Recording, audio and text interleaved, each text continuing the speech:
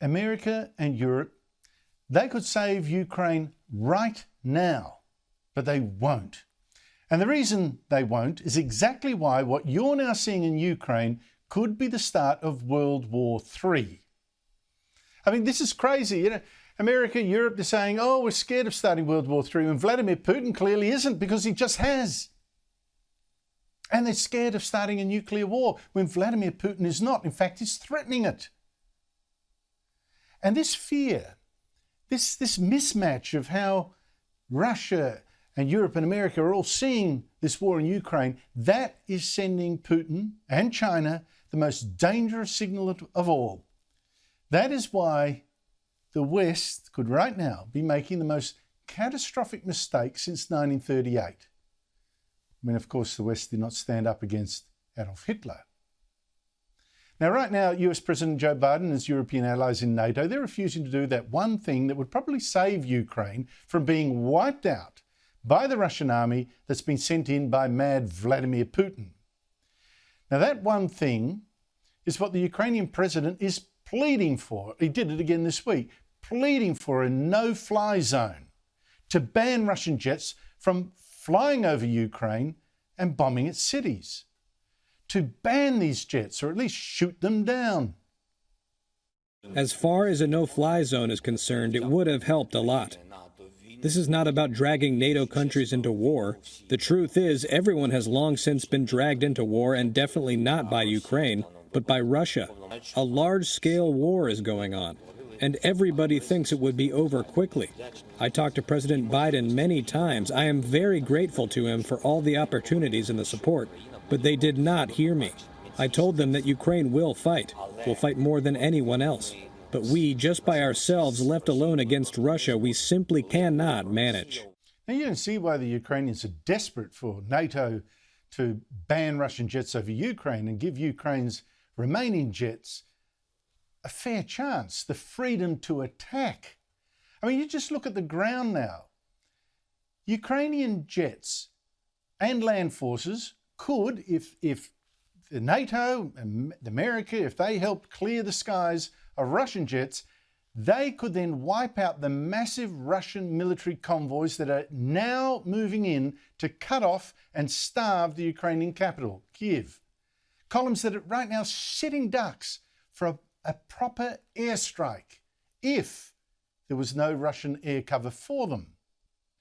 Only air cover for the Ukrainians can possibly now save Kyiv, a major European city, from falling to the Russian invaders.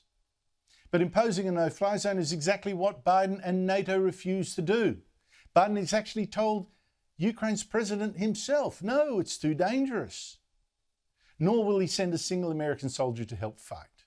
And the rest of NATO, all those European countries, they say the same. Most foreign policy experts agree. Look, it's a no-brainer, it's massively dangerous, we'll soon have nuclear bombs flying all over the place, and, you know, I get it, I get the argument. If you tell Russia it can't fly over Ukraine, you have to back that up, don't you? You have to back it up by shooting down Russian jets that do fly. And then if an American jet, a German jet, a British jet, whatever, Italian, if they did shoot down a Russian jet, that would essentially mean they are at war with Russia. That's the danger. And it's a real danger. It is, they say, the start of World War III. But then I wonder, let's leave aside the fact that I think World War III actually started already, guys. Why is America scared of Russian nuclear weapons when Russia isn't scared of America's? How does that work? Why is America scared of starting World War III when Russia just did exactly that? That's the point. World War III is here.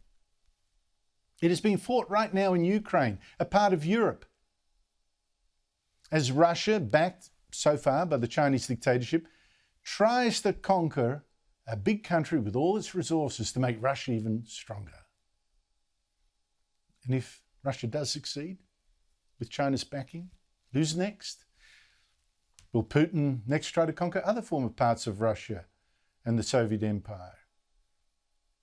Moldova, Poland, Lithuania, Latvia, Kazakhstan. I mean, people say, oh, no, he wouldn't be that crazy, but he's just invaded Ukraine and they said he wouldn't do that either. And China. Well, China, if Russia gets away with this, think, yep, that's it. That proves the West will not stand up to us. Will China then start its long-threatened invasion of Taiwan? Already we've had, even before this, American senior officials, top admirals say, look, they expect China to invade Taiwan in the next 5 years or so. But all this could be stopped right now. All this could be stopped if Russia is stopped in Ukraine. Right now, the Ukrainians are doing their bit. They're fighting like heroes. Their courage shames us, but I think it should also inspire us and give us rare hope. I mean, Vladimir Putin expected his invasion to be a cakewalk all over in a couple of days. The Ukrainians, how they've fought though. And after a week, Russia still has not captured a single big Ukrainian city, not one. And the Ukrainians have now bought themselves not just time, but hope. Because the longer this goes on, the more that Russians will feel, in their pockets at least, that Vladimir Putin has created a disaster. The longer this goes on, the more they will feel the pain from the sanctions, in the shops, in the banks, in businesses of the oligarchs particularly. And they'll feel the pain in their homes as the bodies of dead Russian soldiers, thousands so far, are sent back to their mothers and wives. The longer this goes on, the more chance that Vladimir Putin will be shot or disposed of by Russians themselves. Let us pray. But that's just really a dream, I've got to admit. A dictator, you don't see him much out in the streets so that people can get a shot at him. So I tell you, it really is to a large extent up to us now. And it is critical that this war not be lost. Not in the next days, in fact, not ever. If we win this, we do stop World War III. We will stop more wars from Putin and China, at least in the next decade or two.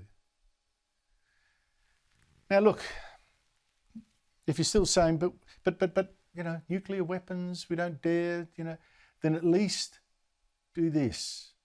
If you say we don't dare impose a no-fly zone to help Ukraine, then at least, if that's your fear, do the next best thing and cut off the one thing that's still pouring billions of dollars into Putin's war chest. Stop buying his oil. Stop buying his gas. Now, I know that's going to cause huge problems, pain in Europe, cutting off the Russian gas. It's nearly 40% of Europe's supplies. I get it.